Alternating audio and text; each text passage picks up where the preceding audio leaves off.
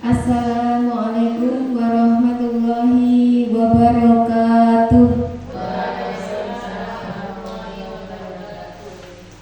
Kepada yang terhormat Bapak Ibu Guru SDN 4 Kemiritan yang berbahagia, puji syukur kita panjatkan kepada Tuhan Yang Maha Esa karena pada pagi yang cerah ini, mohon maaf siang pada siang hari ini kita bisa melaksanakan IHT pembelajaran mendalam dalam keadaan sehat walafiat. Amin amin ya robbal alamin. Salawat dan salam semoga tercurah limpahkan kepada junjungan Nabi Muhammad SAW. Semoga di yaumul kiamat kita mendapatkan syafaatnya. Amin ya rabbal alamin. Bapak Ibu yang saya hormati, pada hari ini kita melaksanakan kegiatan IHT pembelajaran mendalam yang nanti akan disampaikan oleh narasumber hebat kita, yakni Bu Iis dan Bu Devi.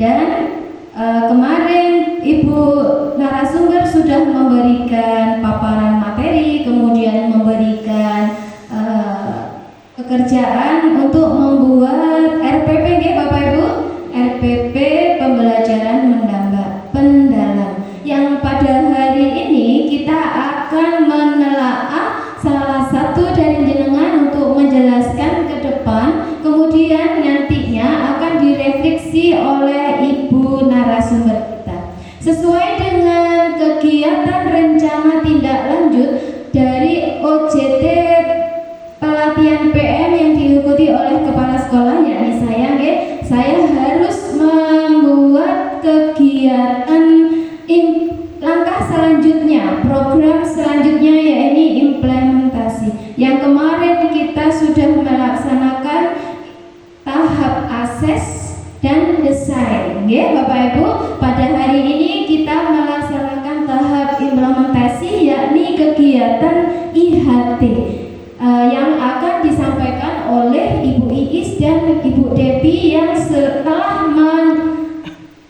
yang sudah kemarin mengikuti diklat PM. Dalam pelaksanaan IHT ini, Bapak Ibu, sudah kita bentuk panitia, proposal, dan selanjutnya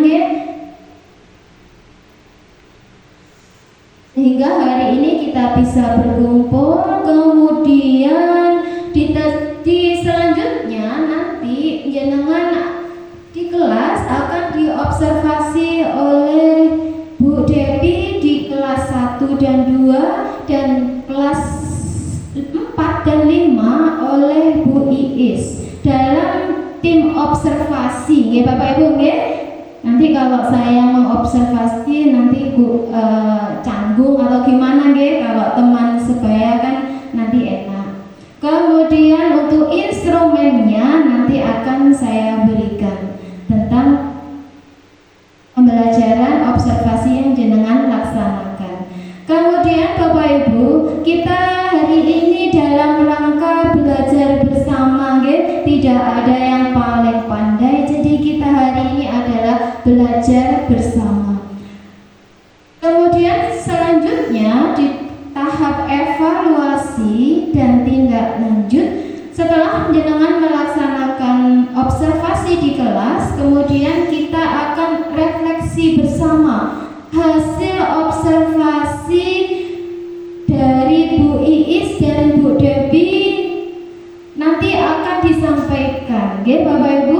Jadi jangan tanggung atau merasa kurang atau bagaimana. Kita dalam hal ini adalah belajar bersama.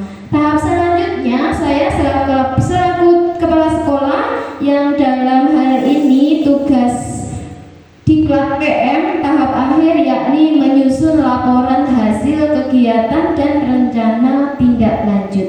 Begitu Bapak Ibu, berkaitan antara diklat yang diikuti oleh guru dan kepala sekolah. Mungkin ada pertanyaan Bapak Ibu? Tidak ada, terima kasih Bapak Ibu. Kalau tidak ada pertanyaan, untuk selanjutnya nanti akan saya berikan sepenuhnya acara ini kepada Bu Iis dan Bu Devi. Begitu Bapak Ibu. Demikian yang bisa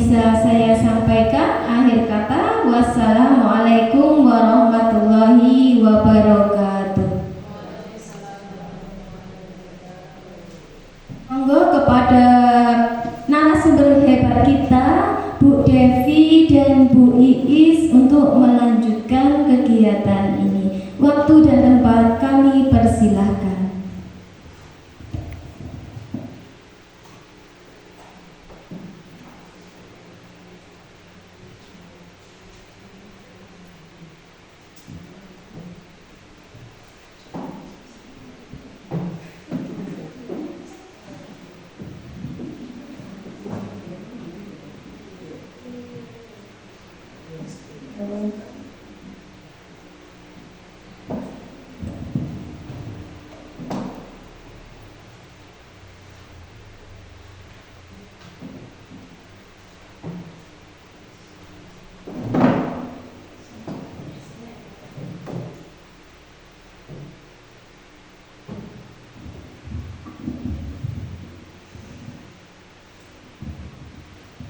Assalamualaikum warahmatullahi wabarakatuh.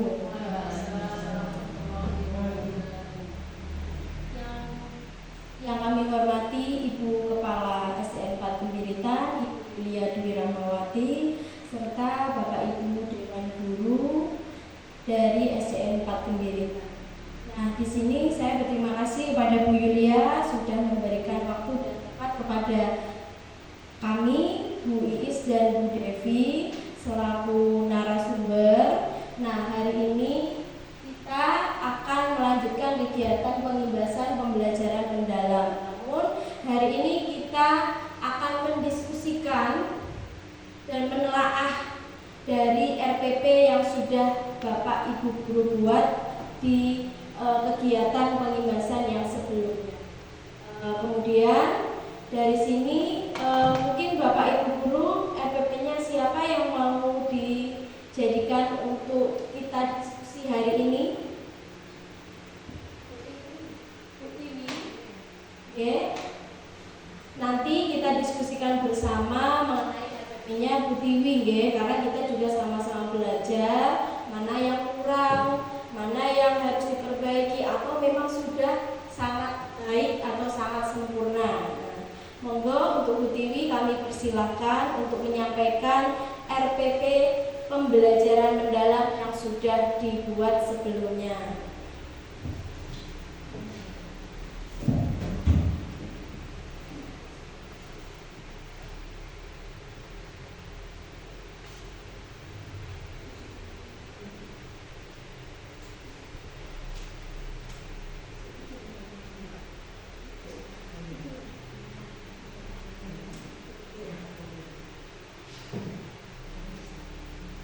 Assalamualaikum warahmatullahi wabarakatuh. Bapak Ibu Guru, di sini saya akan mempresentasikan terkait RPP tugas dari Bu Iis dan Bu Devi. Di sini saya masih belajar ya Bu Iis dan Bu Devi, jadi mungkin ada yang perlu diperbaiki. Ini modul ajar yang saya bikin untuk pembelajaran mendalam di kelas 4 ini saya rancang untuk menumbuhkan pemikiran kritis, kreatif, serta kolaborasi untuk anak-anak. Pendekatan ini berfokus pada pemahaman konsep yang mendalam dan penerapannya dalam berbagai konteks, bukan hanya sekedar menghafal fakta.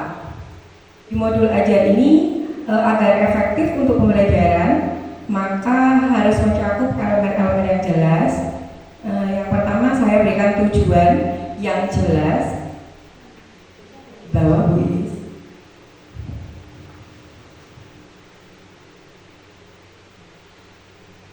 Tujuan ini berfokus pada pembelajaran mendalam, yaitu siswa dapat menganalisis. Di sini kita ajak siswa untuk memecahkan masalah. Yang pertama melalui kegiatan pengamatan PowerPoint dan video.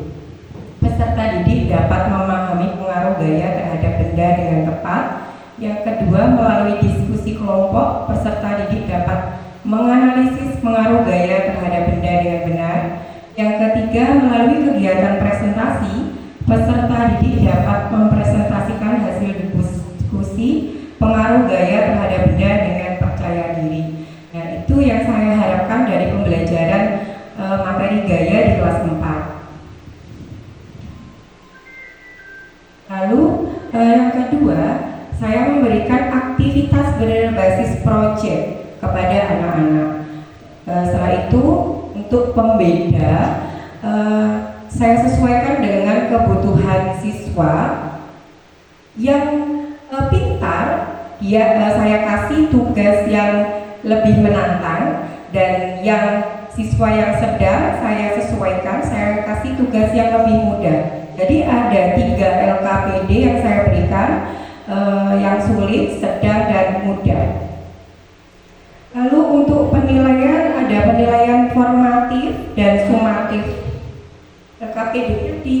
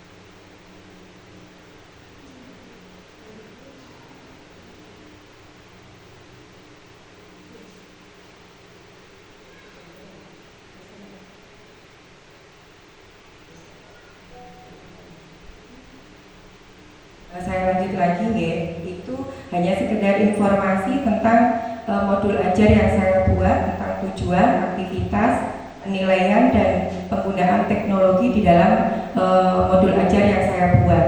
Nah, di sini kemarin kan waktu yang pertama kali Bu Iis dan Bu Devi memberikan seminar, kemarin saya tanya Bu Devi atau Bu Iis, apakah RPP-nya harus sesuai atau dengan kolom-kolom kemarin?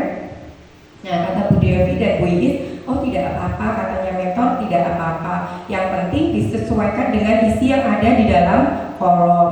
Sehingga saya bikin yang identifikasi yang pertama, kalau di kolom yang diberikan Bu Yulia di grup SDN 4 Pembiritan kan identifikasi, lalu di sebelahnya ada identitas peserta didik. Nah, ini tidak saya kolom, tapi saya ke bawah seperti yang format yang dulu.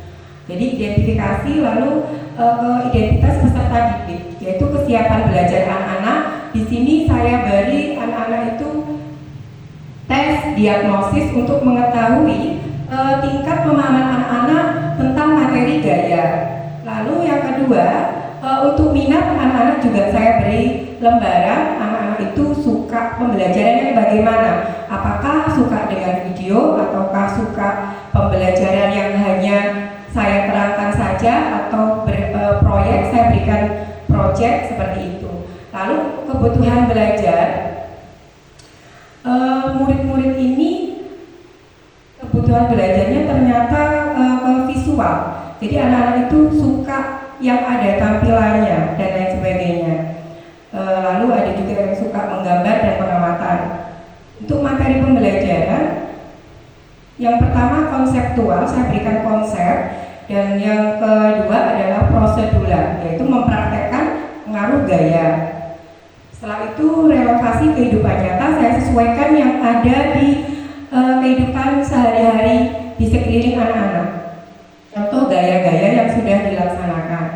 Yang ketiga, tingkat kesulitannya sedang, lalu struktur materinya seperti itu, pengertian gaya, jenis pengaruh, dan serta contohnya. Lalu integritas nilai dan karakter. Di sini yang ingin saya tanamkan di anak-anak adalah pertama, anak-anak itu ketelitian. Kan anak-anak saya beri tugas kelompok, jadi anak-anak itu harus bekerja sama, lalu jujur serta teliti. Yang F, dimensi profil lulusannya saya ambil sesuai dengan pelajaran yang atau materi yang ingin saya berikan serta tujuan pembelajaran, maka saya ambil 4 DPL, yaitu DPL 3. Pertama, penalaran kritis, anak-anak bisa menganalisis. Yang kedua, saya ambil DPL 5 kreativitas karena anak di situ ada tugas LKPD menyusun puzzle. Yang ke DPL ke-6 kolaborasi, yaitu anak-anak berdiskusi. DPL ke-8 komunikasi, yaitu anak-anak mempresentasikan hasil dari tugas kelompok tersebut. Nah, di sini desain pembelajarannya. Yang pertama ada capaian pembelajaran. Di sini saya ingin anak-anak dapat mendemonstrasikan jenis gaya dan pengaruhnya. Lalu lintas disiplin, ada pelajaran IPA sendiri.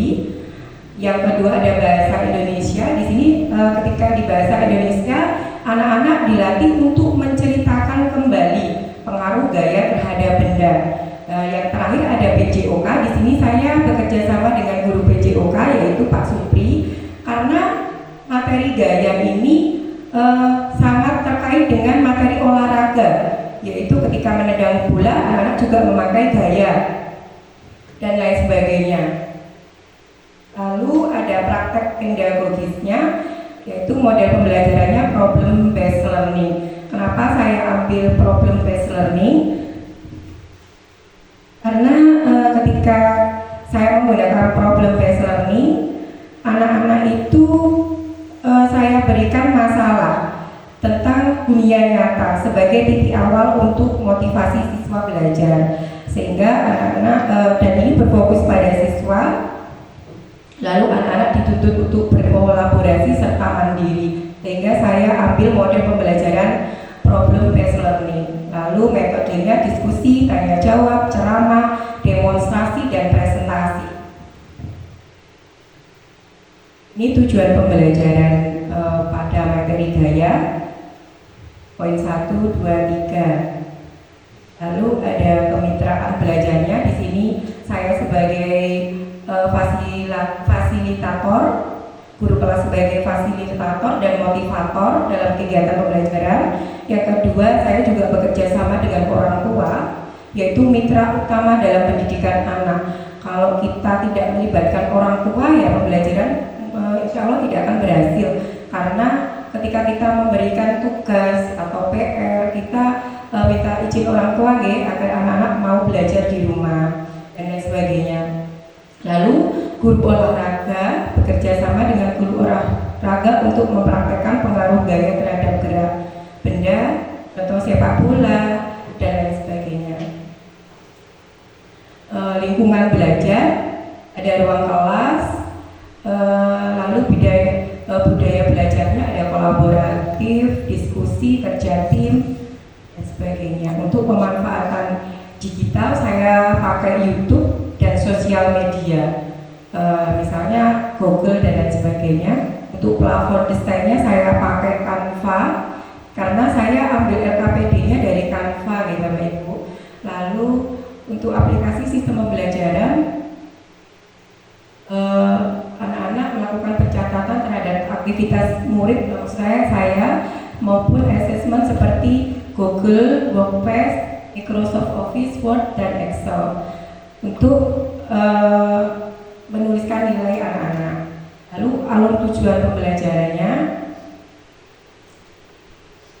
seperti itu, poin 1, 2, dan 3. Biar cepat ya Bu Is. Lalu sarana dan prasarananya ada alat bahan, ruang kelas, dan sumber belajar. Dan di sini juga saya cantumkan untuk media PowerPoint-nya, video pembelajarannya,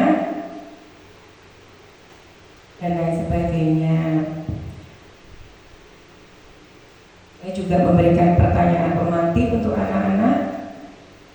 Lalu persiapan pembelajaran. Nah, ini ke kegiatan pembelajaran. Sama seperti biasanya, kita ajak anak-anak untuk berdoa, menanyakan kabar anak-anak, untuk pendahuluannya nih. Saya rasa semuanya di sini guru kelas 1 sampai kelas 6 juga melakukan seperti itu. Bu, lanjut.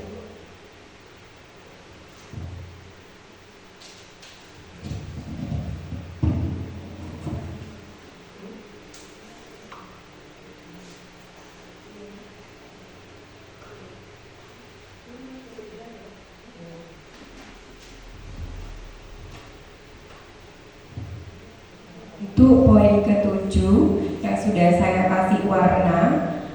Karena di sini adalah modul pembelajaran mendalam.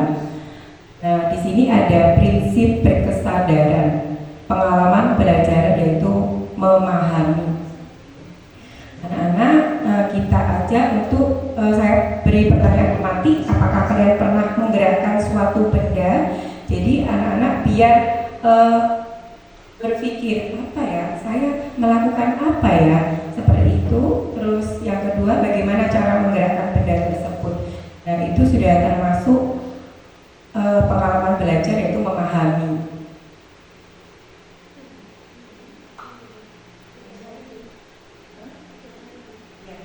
Langsung ke kegiatan inti. Fase 1 yaitu orientasi peserta didik pada masalah. Jadi kalau PBL ada fase-fasenya ya. Fase satunya orientasi peserta didik pada masalah. Yang pertama, tetap prinsip berkesadaran yaitu memahami. Salah satu murid disuruh untuk membuka pintu. Apa yang dilakukan sehingga pintu terbuka? Apakah anak-anak membukanya pintu ditendang, didorong, dan sebagainya? Jadi anak-anak bisa memahami, oh ternyata pintu itu kita buka dengan menggunakan tangan dengan menggunakan gaya seperti itu.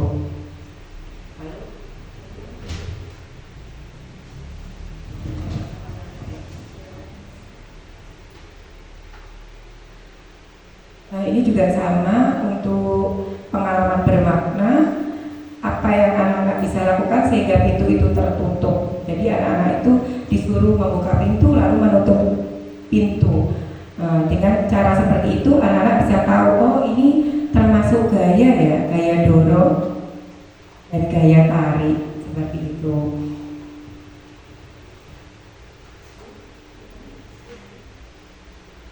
Nah, di sini yang di poin 7, guru menayangkan video. Ini termasuk pengalaman belajar menggembirakan.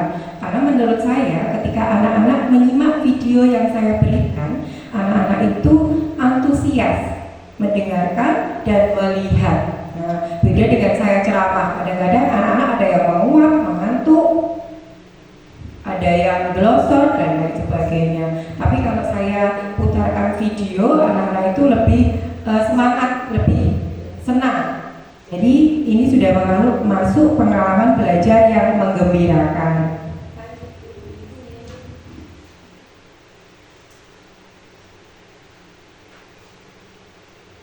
Di poin 13 please.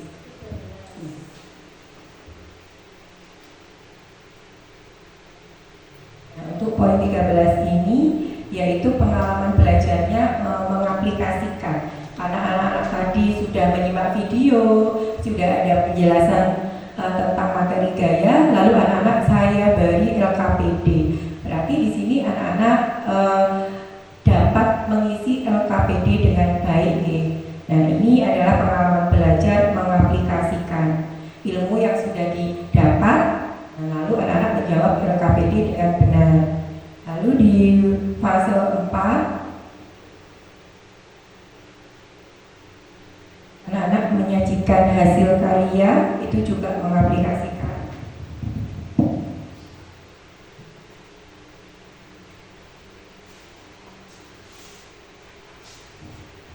Ketika memberi ice breaking itu adalah pengalaman belajar menggembirakan. Jadi anak-anak kan tadi sudah menyimak video, sudah mengerjakan tugas, mungkin anak-anak sedikit jenuh. Kita kasih ice breaking agar anak-anak gembira dan semangat kembali. Lalu yang nomor 22, poin 22 Bu Iis.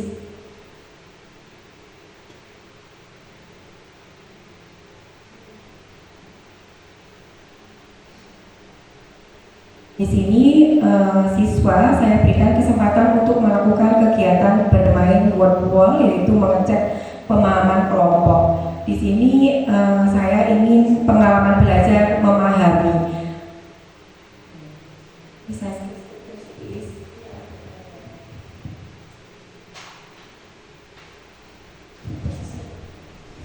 ya, asesmennya ini Bapak Ibu, saya ada asesmen diagnostik tadi yang untuk awal, lalu ada formatif, LKPD tadi, terus presentasi kelompok, ada sumatif berupa tes tertulis. Lalu juga ada rencana tindak lanjut, yaitu kegiatan penguatan dan kegiatan tantangan, daftar pustaka. Sudah Bu Iis. Untuk LKPD dan lain sebagainya ada di luar tadi nih Bu Iis. Ya, ada refleksi guru dan refleksi murid.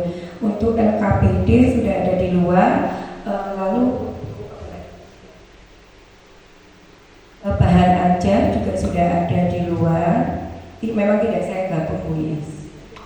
Ya. Ada penilaian formatif, sumatif juga sudah ada di folder tadi ya Bu Iis. Mohon dicek kembali. Sekian Bapak Ibu hasil dari modul ajar saya. Di sini saya masih belajar dan mungkin perlu bimbingan dari mentornya. Terima kasih. Wassalamualaikum warahmatullahi wabarakatuh.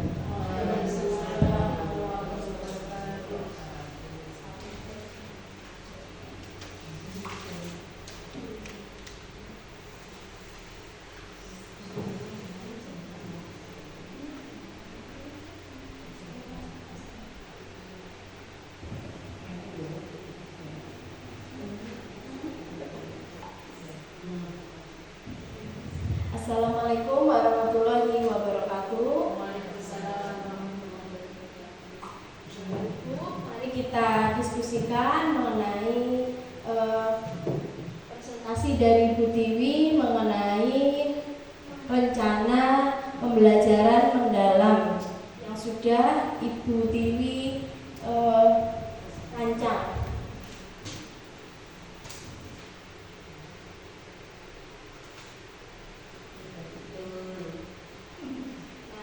Di sini apakah Bu Tiwi sudah mengimplementasikan pembelajaran mendalam? Menurut kami ya. Apakah menurut Bapak Ibu sudah? Sudah. Nah, di sini Bu Tiwi sudah mengimplementasikan atau menerapkan sesuai RPP pembelajaran mendalam dengan berbasis apa tadi Bu Tiwi? Berbasis masalah ya, menggunakan media digital, video, PowerPoint, kegiatannya kolaboratif, kelas ada kegiatan diskusi juga, kemudian asesmen berkesadaran serta refleksi guru dan siswa juga lengkap di situ ada. Kemudian di sini Bu Tiwi sudah bisa mengaitkan materi dengan pengalaman nyata murid, yaitu anak-anak diajak untuk membuka pintu, kemudian mendorong atau juga menarik pintu kembali. Kemudian media pembelajarannya sudah bervariasi, yaitu menggunakan PowerPoint. Selain PowerPoint, ternyata Bu Tiwi juga menggunakan video YouTube dan juga wall, Bu. Kegiatannya sudah berpusat pada siswa, yaitu anak-anak diajak untuk melakukan diskusi kelompok dan presentasi hasil diskusi mereka. Kemudian asesmen yang sudah dilakukan sudah berlapis, ada diagnostik, kemudian formatif, dan sumatif.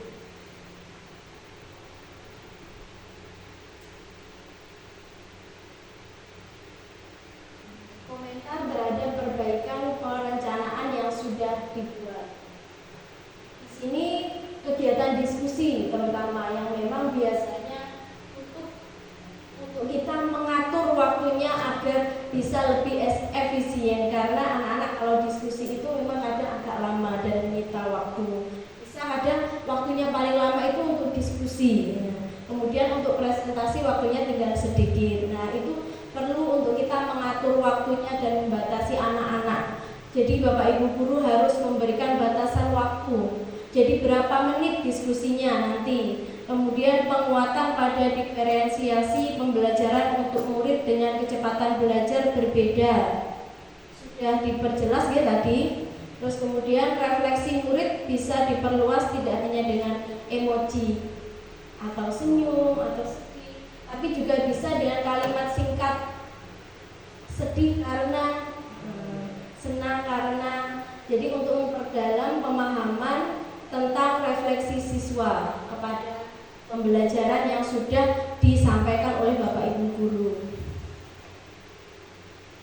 Kemudian catatan penerapan atau implementasi perencanaan pembelajaran mendalam. Identifikasi kesiapan murid di sini sudah sesuai, siswanya sudah terlibat aktif karena Bapak Ibu guru sudah melakukan identifikasi pengetahuan awal sehingga sudah dikelompokkan, kemudian diberikan pertanyaan pemantik. Yang kedua, identifikasi karakteristik materi. Materinya sudah sesuai dan sangat jelas dan sesuainya juga untuk anak SD kelas 4. Yang ketiga, menentukan dimensi profil lulusan. Tadi Bu Tiwi sudah menampilkan 4 dimensi profil lulusan. Jadi dari 8 itu kita bisa mengambil beberapa. Tidak harus semua, tapi kalau bisa semua juga lebih bagus. Dari sini Bu Tiwi menampilkan 4 dari 8 dimensi profil lulusan dan sudah tercantum jelas di RPP beliau. Kemudian menentukan tujuan pembelajaran. Tujuannya sudah sesuai dengan CP yang dianalisis Bu Tiwi. Jadi CP-nya dikembangkan menjadi tujuan pembelajaran. Yang kelima, mendesain pembelajaran kontekstual. Bu Tiwi sudah sangat relevan dengan kehidupan anak-anak. Tadi Bu Tiwi sudah mengajak anak-anak membuka, menutup, atau menarik pintu. Nah, kemudian yang keenam, integrasi lintas disiplin. Tadi ada kegiatan pembelajarannya, integrasinya dari IPA, Bahasa Indonesia, dan PJOK. Tadi sudah dijelaskan oleh Bu Tiwi sehingga terintegrasinya baik dan menurut kita juga sesuai ya Bu. Kemudian yang ketujuh, kerangka praktis pedagogis.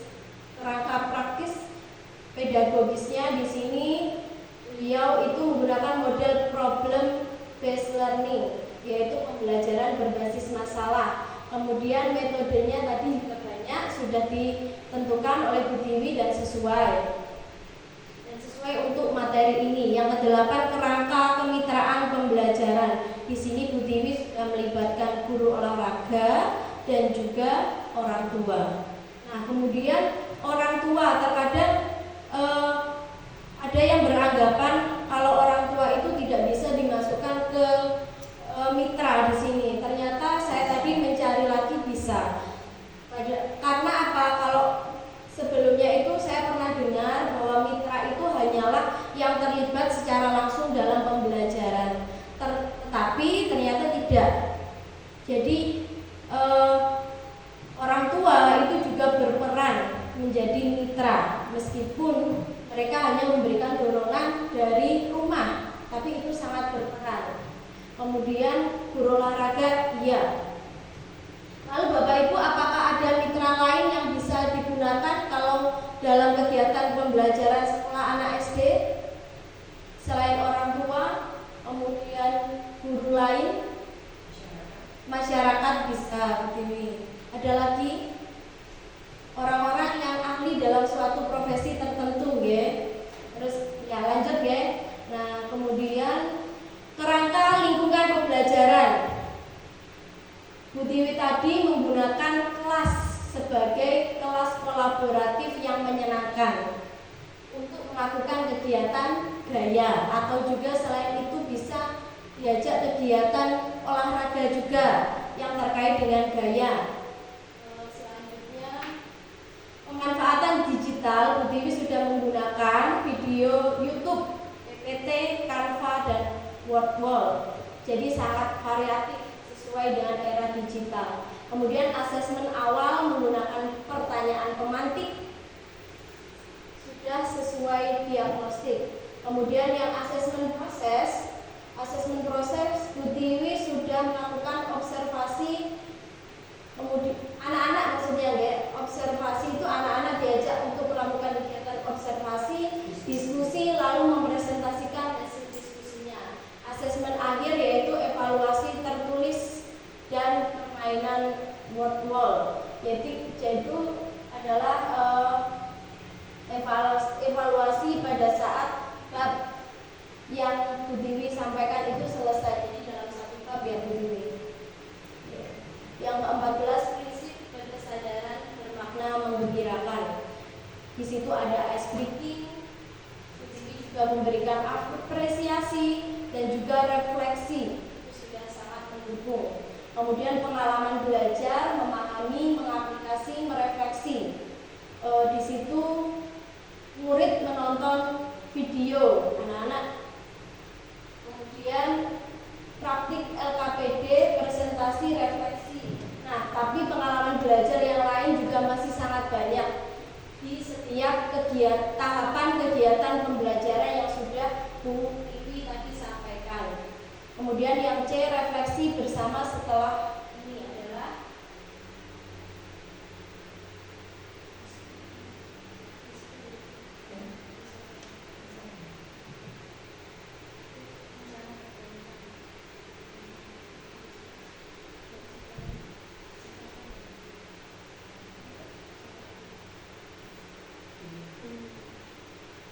catatannya dari kami adalah Bu Tiwi sudah membuat pembelajaran mendalam sesuai dengan rancangan RPP pembelajaran mendalam. Nah, kemudian di sini ada tambahan masukan dari saya dan Bu Devi. Kemarin itu kami mengikuti kegiatan OJT yang pertama.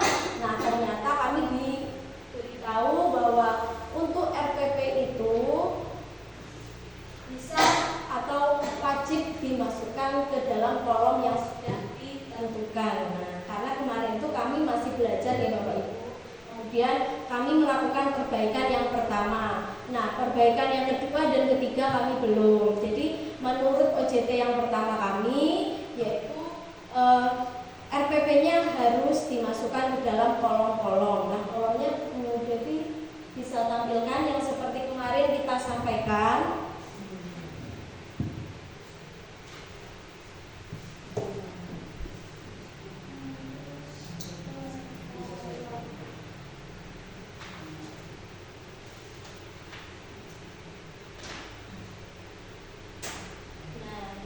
Ibu. Jadi ini adalah kolom-kolom yang sudah disampaikan oleh Bapak hasil kami. Di sini ada identifikasi, desain pembelajaran, kemudian pengalaman belajar dan asesmen yang di dalamnya ada banyak poin-poin yang sudah kita bahas kemarin. Nah, kemudian ada tambahan lagi. Ternyata pada setiap kegiatan pembelajaran ada tahapannya 1 sampai berapa gitu ya. Kegiatan awal dari pertama, 2, 3, 4, 5 sampai seterusnya.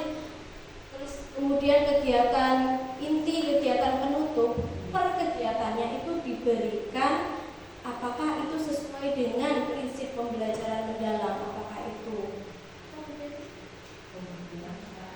bermakna, kemudian berkesadaran dan juga menggembirakan. Jadi setiap tahapannya itu diberi itu. Dan lagi Bu yang disampaikan. Nah, begitu Bapak Ibu, barangkali dari Bapak Ibu ingin menyampaikan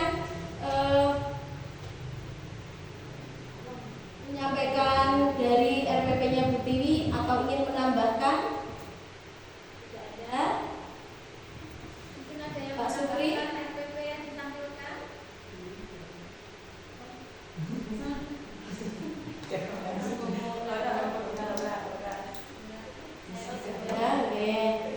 Demikian